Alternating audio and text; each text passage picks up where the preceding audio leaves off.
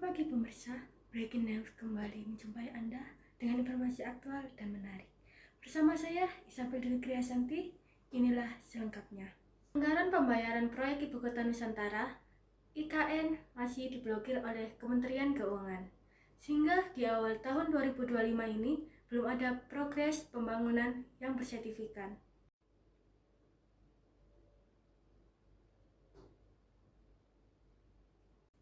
Pembangunan mega proyek Ibu Kota Nusantara IKN sepertinya akan terdampak atas efisien anggaran yang dilakukan oleh Presiden Prabowo Subianto.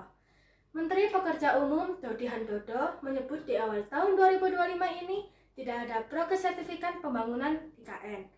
Lantaran anggaran IKN diblokir oleh Kementerian Keuangan. Per Februari ini ada nggak Pak? Kan kemarin yang dipapalin tadi kan per Desember itu.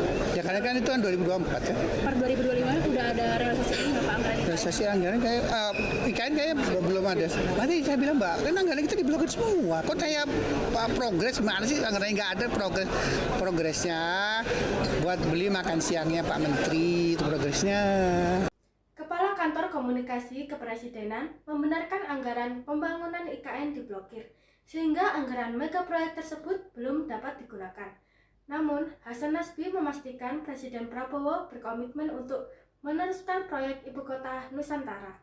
Diblokir itu kan bukan berarti anggarannya nggak ada kan? Anggarannya belum dibuka.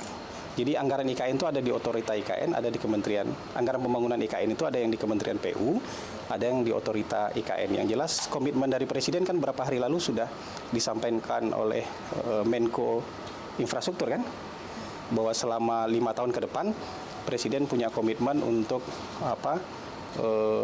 meneruskan pembangunan IKN dengan biaya yang sudah disebutkan.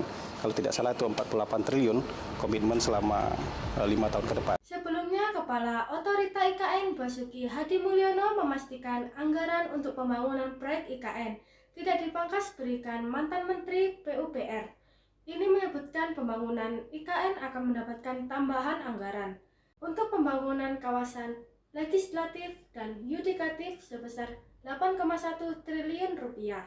Hingga Desember 2024, mega proyek IKN telah menghabiskan 147,41 triliun rupiah. Hingga jumlah itu, mayoritas dana proyek diambil dari APBN sebesar 89 triliun rupiah. Artinya, bila merujuk dengan skema pembiayaan IKN, porsi negara untuk pembiayaan proyek tersebut mendekati batas yang telah ditentukan. Sebab pendanaan proyek IKN tidak hanya ditanggung oleh negara, melainkan juga swasta. Dan pemirsa, informasi tadi sekaligus penutupan pertemuan kita di pagi hari ini. Saya Isabel Dwi Kriasanti mengucapkan terima kasih atas perhatian dan kebersamaan Anda.